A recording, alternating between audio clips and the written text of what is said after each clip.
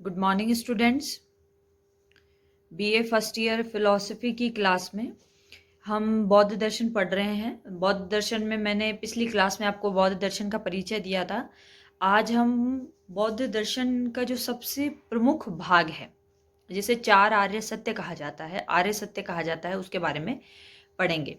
बुद्ध ने जब लंबे चिंतन के बाद जो बोधि प्राप्त की, जो ज्ञान प्राप्त किया, उस ज्ञान को उन्होंने उपदेश के रूप में दिया। तो सबसे पहले उन्होंने अपने शिष्यों को या सामान्य जनता को ये बताया कि चार आर्य सत्य बहुत महत्वपूर्ण हैं। इन चार आर्य सत्यों को जिसने जान लिया उसने बौद्ध दर्शन को जान लिया, और इसका अनुसरण करने पर हर व्यक्ति बोधि प्राप्त कर सकता है। मतलब उन्होंने वो मार्ग बताया, उस चिंतन का वो निष्कर्ष बताया जिस पर मनन करके कोई भी व्यक्ति उस बोधि को प्राप्त कर सकता है, उस शांति को प्राप्त कर सकता है, दुखों के प्रति अपने बदले हुए नजरिए को प्राप्त कर सकता है, जो महात्मा बुद्ध ने प्राप्त किया।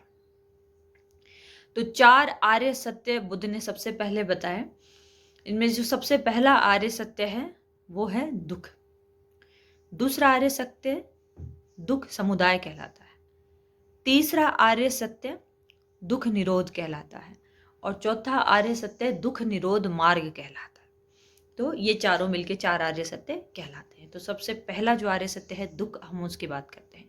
बुद्ध ने, जैसे मैंने बताया, बुद्ध ये कहते हैं कि संसार में सर्वत्र दुख ही दुख है, और जिसे हम सुख समझते हैं या जिसे हम आनंद समझते हैं उसके पीछे भी दुख छिपा है।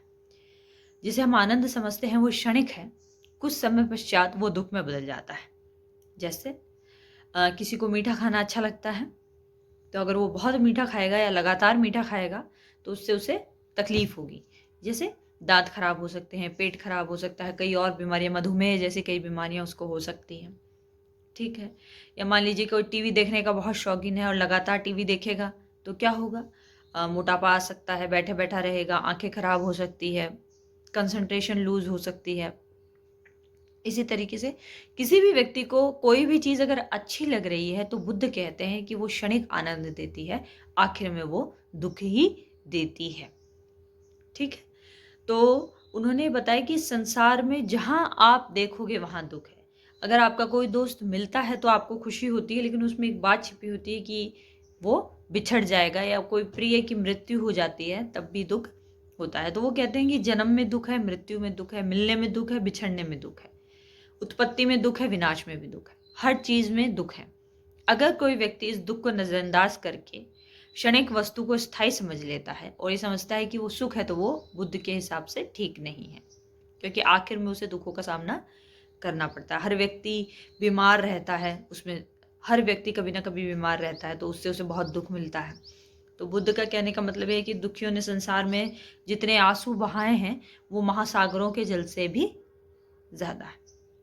अब जब बुद्ध इस तरह दुख की बात करते हैं तो बहुत सारे लोगों को ऐसा लगता है कि बुद्ध निराशावाद की बात करते हैं। निराशावाद एक ऐसा दृष्टिकोण है जो ये मानता है कि संसार में सिर्फ नकारात्मकता है, विषाद है, तनाव है, आनंद नहीं है, सुख नहीं है, शांति नहीं है। ये निराशावाद है। तो कुछ दार्शनिक भारत के और कुछ बाहर के बुद्ध पर यह आरोप लगाते हैं कि बुद्ध का दर्शन निराशावाद का दर्शन है, जबकि ऐसा नहीं है। बुद्ध अपने पहले आर्य सत्य में लोगों को ये जो यथार्थ है इससे रूबरू कराते हैं कि संसार में सर्वत्र दुख है। लेकिन बुद्ध यही नहीं थमते, बल्कि बुद्ध ये तो बोलते ही है कि संसार में सर्वत्र दुख है, लेकिन आगे जो तीन आर्य सत्य हैं बचे हुए जिन्हें हम पढ़ेंगे, उसमें बुद्ध ये बराबर बताते हैं कि दुख का कारण है, उस कारण को खत्म कैसे किया जा सकता है, और उस कारण को खत्म करने का वो उपाय भी बताते हैं। वो लोगों को एक कहते हैं, पहले तो वो अच्छे से बताते हैं कि ये दुख है, सर्वत्र दुख है, लेकिन वो ये भी बताते हैं कि इस दुख से कैसे बचा जा सकता है। तो इसलिए जो लोग बुद्ध के दर्शन पर निराशावाद का आरोप लगाते हैं वो बेबुनियाद है, गलत है। दूसरे आर्य सत्य में आप देखेंगे कि बुद्ध बताते हैं कि दुख का कारण क्या है। कि अब पहले आपने ये समझ लिया दुख है, तो अब आप ये समझेंगे कि इसका कारण क्या है। ये समझने का क्या होगा, इसको समझने से आप उस कारण को खत्म कर सकते हैं। तो कारण खत्म हो जाएगा, दुख का कारण खत्म मतलब दुख खत्म, या उसको देखने का हमारा नजरिया बदल जाएगा। तो पहला आर्य सत्य था दुख, दूसरा आर्य सत्य कहलाता है दुख समुदाय। इसमें बुद्ध दुख के कारण को जानने की कोशिश करते हैं। ये जो दूसरा आर्य सत्य है, इसमें बुद्ध ने एक सिद्धांत के बारे में बताया है जिसे प्रतीत्य समुत्पाद का सिद्धांत कहते हैं। इसमें छोटा प्रश्न भी आता है, बड़ा प्रश्न भी आता है, जैसे कि प्रतीत्य समुत्पाद का सिद्धांत क्या है। तो प्रतीत्य समुत्पाद दो शब्दों से मिलकर बना है, प्रतीत्य और समुत्पाद। इसे पाली में पटिच्य समुत्पाद कहते हैं, संस्कृत में इसको प्रतीत्य समुत्पाद कहते हैं। प्रतीत्य और समुत्पाद, प्रतीत्य किसी एक वस्तु के उपस्थित होने पर, समुत्पाद किसी अन्य वस्तु की उत्पत्ति। तो मतलब कोई एक वस्तु होगी, उसके होने से कोई दूसरी वस्तु हो जाएगी, मतलब कारण के होने से कार्य हो जाएगा। ठीक है। अब ये सिद्धांत कार्य कारण का सिद्धांत भी कहलाता है। आप भारतीय दर्शन में पढ़ेंगे कि चाहे नास्तिक दर्शन हो या आस्तिक दर्शन हो, दोनों प्रत्यक्ष रूप से या अप्रत्यक्ष रूप से कार्य कारण सिद्धांत को मानते हैं।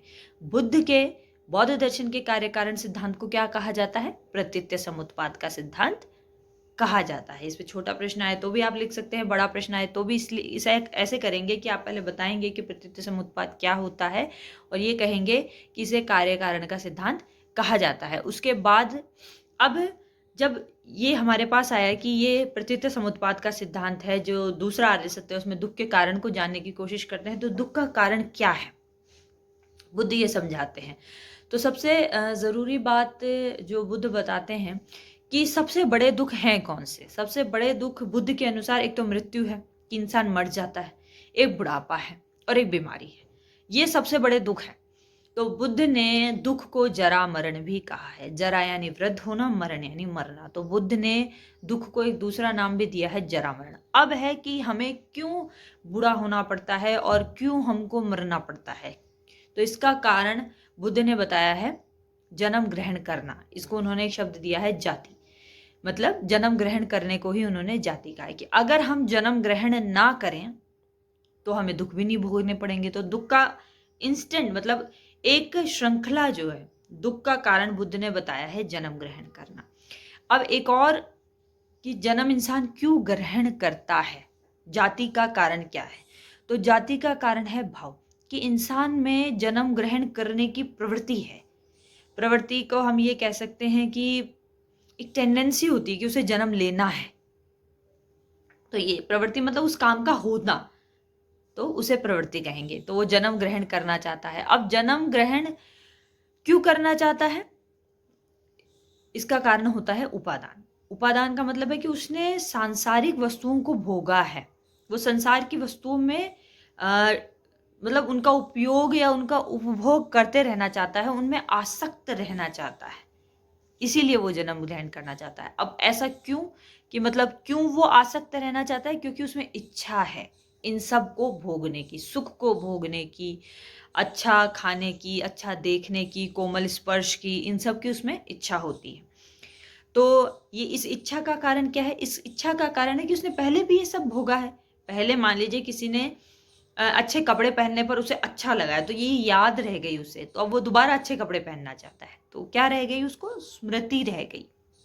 मतलब पहले उसको उसकी इंद्रियां किसी चीज के साथ संपर्क में, मतलब उसे ऐसी अनुभूति हुई है। ठीक है, इसे वेदना कहते हैं। तृष्णा का कारण वेदना है।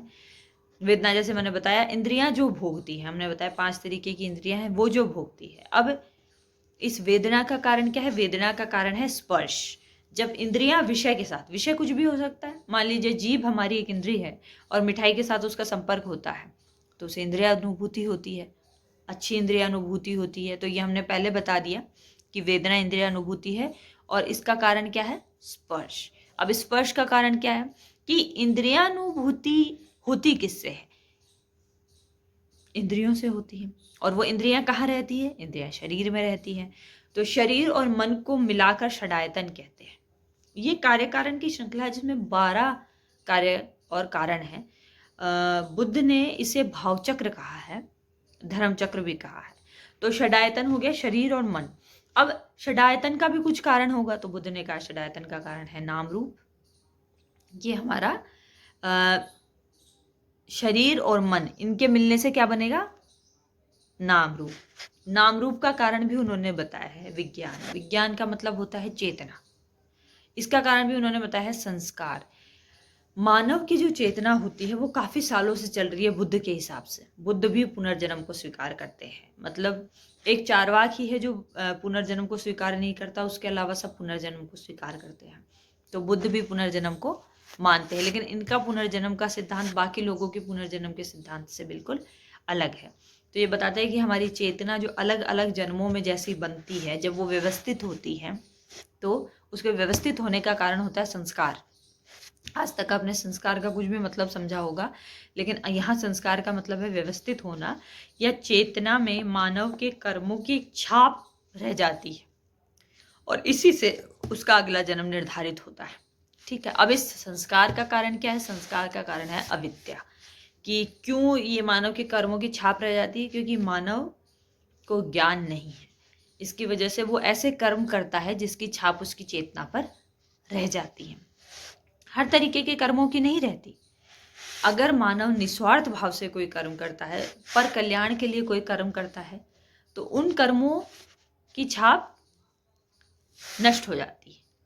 इसकी वजह से उसको जन्म नहीं लेना पड़ेगा, लेकिन अपने उस स्वार्थ के लिए, अपने सुख सुविधा के लिए जितने भी कार्य वो करता है, उनकी छाप उसकी चेतना पर रह जाती है। तो इस सब का कारण है अविद्या। तो कहने का मतलब अविद्या वो आखिरी चेन है जहां पर आकर बुद्ध रुक जाते हैं। तो दुख का सबसे मूल कारण क्या है? अविद्या, ज्ञान का अभाव। मनुष्य जब अस्थायी वस्तु को स्थायी समझने लग जाता है, दुख को सुख समझने लग जाता है, जो वस्तु अनात्म है, मैं नहीं है, उसको मैं समझने लग जाता है, अपने मैं को निर्जीव वस्तुओं से जोड़ने लग जाता है, या मोह में फंस जाता है, क्रोध में फंस जाता है, लालच में फंसता है बहुत ज्यादा, तो वो व्यक्ति अविद्या से ग्रस्त होता है। इसकी वजह से वो बंधन में पड़ता चला जाता है। अब बुद्ध कहते हैं ये जो 12 कड़ियां हैं, इन्हें संस्कृत में द्वादश कहा गया है, और ये उपचार है। इनके माध्यम से आप अपने बंधन को या अपने मोह लालच क्रोध से ऊपर उठ सकते हैं। तो बुद्ध ने उन्हें उपचार भी कहा है। इससे ये जो बीमारी है मोह, अगर बहुत ज़्यादा डिटैचमेंट है तो वो मोह है, बीमारी है, तो इससे उपचार हो सकता है। तो इसे द्वादश निदान भी कहा है। मतलब 12 कड़ियां हैं जिनसे उपचार होता है, उसे द्वादश निदान भी कहते हैं। इसे धर्म चक्र भी कहा है, क्योंकि बुद्ध ने कहा है जो इसको जान लेता है वो धर्म को जान लेता है और वो मुक्ति प्राप्त कर लेता है, दुखों से मुक्ति प्राप्त कर लेता है। इसे भाव चक्र भी कहा है। भाव चक्र का मतलब है कि मानव के अस्तित्व से जुड़ा ये प्रश्न है, और उसी संदर्भ में ये चक्र आपके सामने आता है, तो इसलिए भाव चक्र भी कहा है। अब इसमें से जो शुरू के 2 कड़ियां हैं, जरा मरण और जाति, वो भविष्य जीवन से जुड़े हैं। बाकी जो 8 हैं वो वर्तमान जीवन से जुड़े हैं, और बाकी जो 2 हैं सबसे आखिर में, संस्कार और अविद्या, वो अतीत जीवन से जुड़े हुए हैं। तो ये हमने बुद्ध के 2 आर्य सत्य आज पढ़ लिए, दुख और दुख समुदाय। कल हम बुद्ध के बचे हुए 2 आर्य सत्य पढ़ेंगे, दुख निरोध और दुख निरोध का मार्ग।